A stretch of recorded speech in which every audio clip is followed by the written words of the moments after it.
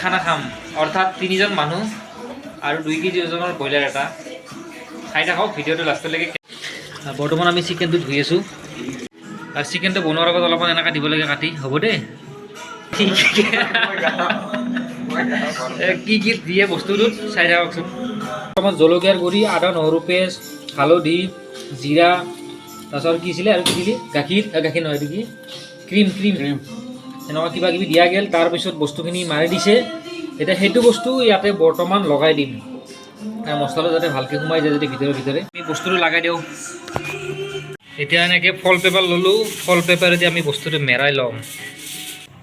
অলপমান কিবা গোন্ধ ওলছি, শুনছা না? শুনিছা অলপমান? হে মালটো কিহৰ গোন্ধ?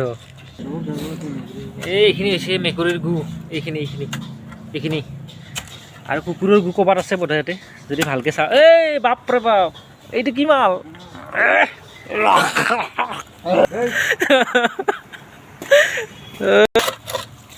মাৰ অঁ এইয়া অৰিজিনেল মাটি।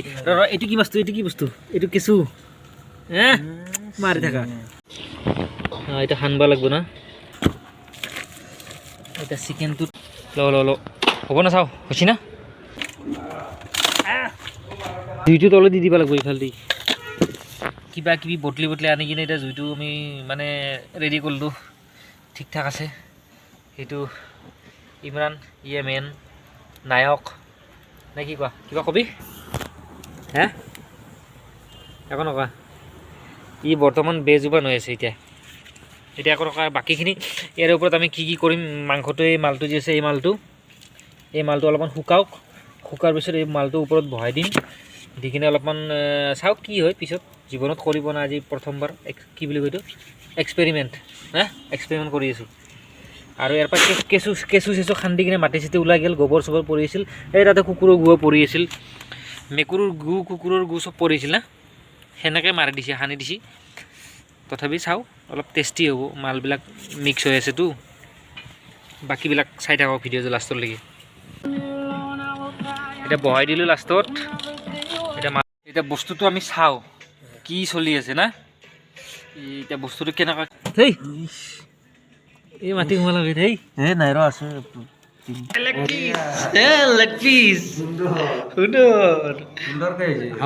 মালটো কোন হেৰি গ'ল দেখোন। বস্তুখিনি বনাই উঠিলোঁ, চিকেনখিনি ভাগাই লৈছোঁ ই আৰু মই, আৰু অলপ থৈ দিছোঁ। খাম নেকি কওক?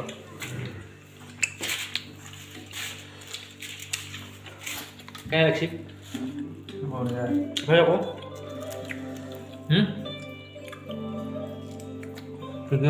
ঠিক আছে। ৰুটি 3খন 3খন ৰুটি লৈছোঁ।